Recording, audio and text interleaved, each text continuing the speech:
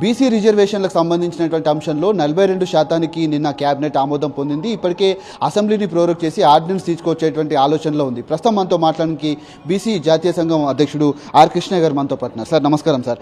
BC రిజర్వేషన్లకు సంబంధించినటువంటి అంశంలో ఇప్పటికే 2 సార్లు కేంద్రానికి పంపించింది. ఒకసారేమో బీసీ రిజర్వేషన్లు తగ్గాయంటూ కూడా పోరాటం చేస్తే దాన్ని మళ్ళీ రీసర్వే చేయించింది. తర్వాత కూడా కేంద్ర ప్రభుత్వం పంపింది. ఇప్పుడు 42% సంబంధించినటువంటి ఆర్డినెన్స్ తీసుకొచ్చేటువంటి ఆలోచనలో ఉంది. దీన్ని ఎట్లా చూస్తారు సార్? మొదటి నుంచి మేము 42% జనాభా ప్రకారం 50% రిజర్వేషన్లు స్థానిక సంస్థల్లో విద్యా ఉద్యోగాలలో పెంచాలని గత 50 సంవత్సరాలుగా పోరాటం చేస్తున్నాము. గతంలో ఈ రిజర్వేషన్లను మేమే పోరాడి లోకల్ బాడీలో అంత దేశంలో ఎక్కడ లేని ఎప్పుడు ఎవరు పోరాడలేదు. 84 నుంచి ధర్నాలు చేశాం. టీఆర్జే పీరియడ్ నుంచి ఉద్యమాలు చేసి పోరాడుతుంటే ఎన్టీ రామారావు గారు 20% పెట్టాడు. ఈ జెడ్పీటీసీ ఎంపీటీసీ సర్పంచులో పెట్టలేదు. మళ్ళీ సర్పంచులో పెట్టాలి, ఎంపీటీసీ జెడ్పీటీసీలో పెట్టాలని ఉద్యమాలు చేస్తే విజయభాస్కర్ రెడ్డి పీరియడ్ లోపల ఒక కమిటీ వేసి మాతో బీసీ సంఘాలతో మాతో చర్చలు జరిపి 34 పెంచారు. ఆ తర్వాత అందరికి తెలిసిందే సుప్రీంకోర్టు కొట్టేసి మళ్ళా దీన్ని తగ్గించింది. అయితే ఇప్పుడు దీన్ని పెంచాలని మనం డిమాండ్ చాలా రోజులుగా చేస్తున్నాం. అయితే కాంగ్రెస్ ఈ ఉద్యమాలకు బీసీల డిమాండ్లకు గుర్తించి కాంగ్రెస్ పార్టీ మేము 42%కు పెంచుతామని ప్రకటించింది. కామారెడ్డి డిక్లరేషన్ చేసింది. దాని ప్రకారం పెంచాలని చెప్పి మనం మళ్ళా ఒత్తిడి తెచ్చాం. బీసీ సంఘాలన్నీ ఉద్యమాలు చేశారు. అనేక రకాలుగా బీసీ నాయకులు ఒత్తిడి చేశారు. అయితే ప్రభుత్వం అసెంబ్లీలో బిల్లు పెట్టి పాస్ చేసి పెంచుతామని చెప్పి హామీ ఇచ్చింది. అసెంబ్లీలో పెట్టి రాష్ట్రపతికి పంపించారు. ఇది సరికాదు. మొదలు నువ్వు దీన్ని రాజ్యాంగం లేబుద్ది. రాజ్యాంగంలో 243 D6 ఆర్టికల్ ప్రకారం రాష్ట్ర ప్రభుత్వం బీసీ రిజర్వేషన్ నిర్ణయించే అధికారం ఉంది. దాని ప్రకారం నువ్వు మొదలు జీవది అమలు చేయాలని చెప్పి మేము ఒత్తిడి చేసాం. ఒకవైపు కొందరు సంఘాలు కేంద్రం మీద ఒత్తిడి తీసుకొచ్చి 9th షెడ్యూల్లో పెట్టాలి. అది ఒక రకమైన వాదన లీగల్గా. అంటే వాళ్ళని తప్పు పడతలేను, కానీ దానిలో దాంట్లో కొంత వాళ్ళకు కూడా నిబద్ధతతోటి పర్మనెంట్ సొల్యూషన్ కావాలని ప్రభుత్వం తరపున పోరాడాలని వాళ్ళు డిమాండ్ చేశారు. ఆచరణలో దీని భిన్నమైన పద్ధతి. రాజ్యాంగంలో ఆర్టికల్ 243 D6 ప్రకారం స్థానిక సంస్థల్లో బీసీ రిజర్వేషన్లు నిర్ణయించే అధికారం రాష్ట్ర ప్రభుత్వానికి ఉంది. ఇప్పుడు రేపు సుప్రీంకోర్టుకు పోయినా 9th షెడ్యూల్లో పెట్టినా కోర్టు సవాల్ చేస్తారు. కాబట్టి ప్రొసీజర్ ప్రకారం స్టెప్ బై స్టెప్ పోవాలని మేము అడిగాము.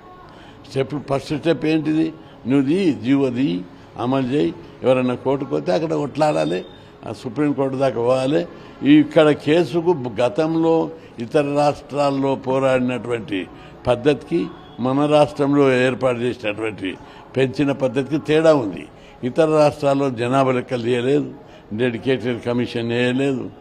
రెండవది తమిళనాడులో రిజర్వేషన్లు పెడితే అది సుప్రీంకోర్టులో పెండింగ్ ఉంది కేసు. ఇట్లా రకరకాలుగా ఉన్నాయి. మన వాళ్ళు కొంత ముందుకు వెళ్ళి ఇట్లా వేరే వాళ్ళు ఇట్లా పోరాడినారు. మేము మాత్రం ఒకటే స్టాండ్ తీసుకున్నాం. రాష్ట్ర ప్రభుత్వానికి పవర్ ఉంది, మీరు పెంచాలి, పెంచి దాని మీకోసం అమలు చేయాలని చెప్పాం. ఇప్పుడు రాష్ట్ర ప్రభుత్వానికి చిత్తశుద్ధి ఉంటే ఈ 42 తోటి అమలు చేయాలి.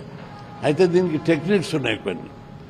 ఎన్నికల notification, 42% GO at a time తీస్తే కోర్టులు జోక్యం చేసుకో. ఒకవేళ మొదలే జీవో తీస్తే ఎవరైనా కోర్టుకు పోతే అప్పుడు హైకోర్టు సుప్రీంకోర్టులో కేసు పోరాడవలసిన అవసరం ఉంది. అంటే సార్ గతంలో 2 సార్లు కూడా ఒకసారి రిజర్వేషన్లు తగ్గాయి. అంటే సర్వే కరెక్ట్ చేయలేదన్నా, లేకపోతే మళ్ళీసారి రీసర్వే చేసి 42% చేసిందన్నా, ఏంటి సార్ ప్రభుత్వంలో ఉన్నటువంటి తేడాలు? ఇంకా కొన్ని లోపాలు ఉన్నాయని మేము డిమాండ్ చేసినాం. రీసర్వే చేశారు, అక్కడ కూడా లోపాలు ఉండొచ్చు. కానీ బీసీ జనాభా 56% ఉంది, 42% రిజర్వేషన్లు ఉన్నాయి. దీనికి ఆ లెక్కలతో పెద్ద మేము దాన్ని సీరియస్గా తీసుకోం. ఎట్లా కేంద్ర ప్రభుత్వం లెక్కలు తీస్తుంది, అప్పుడు మొత్తం అది సైంటిఫిక్గా ఉంటుంది, రాజ్యాంగబద్ధంగా ఉంటుంది, అది పర్మనెంట్ లెక్కలు ఉంటుంది. అయితే ఇక్కడ ఈ లెక్కలు ముఖ్యం కాదు. ఈ 42% రిజర్వేషన్లు అమలు చేసే దాని మీద ప్రభుత్వం సీరియస్గా తీసుకొని కోర్టులో కానీ చట్టపరంగా పగడబందీగా చేయాలి. కొన్ని లోపాలు ఉన్నాయి, ప్రతి సందర్భంలో లోపాలు వస్తాయి. డెడికేటెడ్ కమిషన్ రిపోర్ట్లో కానీ ఇంకా ప్రాసెస్ అవలంబిస్తున్న విధానంలో కానీ లోపాలు ఉన్నాయి. ఉన్నప్పటికీ కూడా 42% రిజర్వేషన్లు అమలు చేయడమే ముఖ్యం.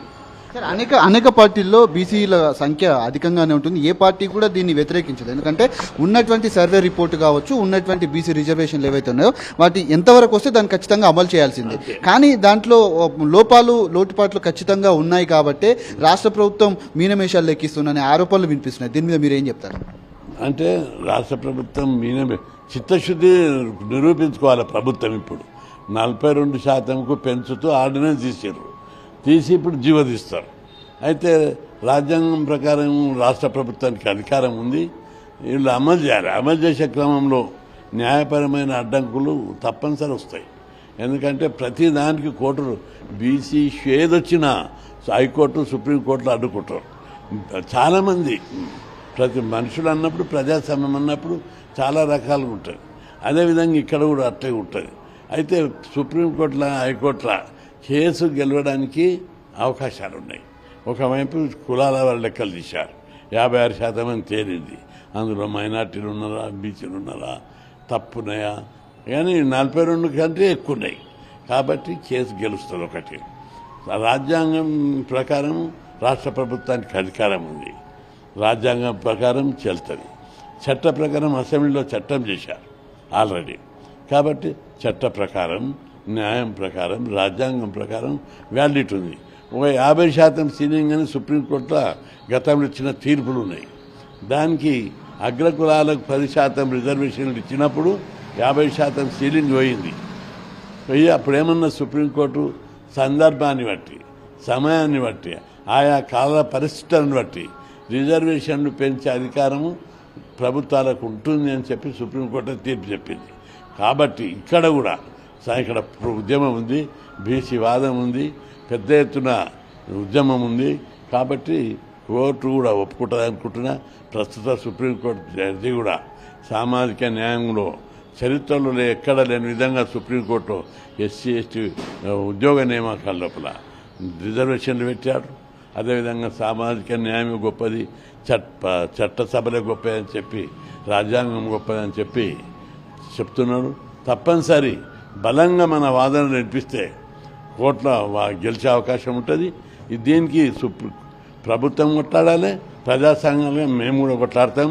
ఎప్పుడో ఒకసారి తాడో పేడో తెలుసుకునవలసిన సమయం ఆసమైంది. ఒక రాజ్యాంగంలో 9వ షెడ్యూల్లో పెట్టాలన్నా పోరాటం జరగాలి. ఇప్పుడు స్టెప్ బై స్టెప్ వస్తుంది.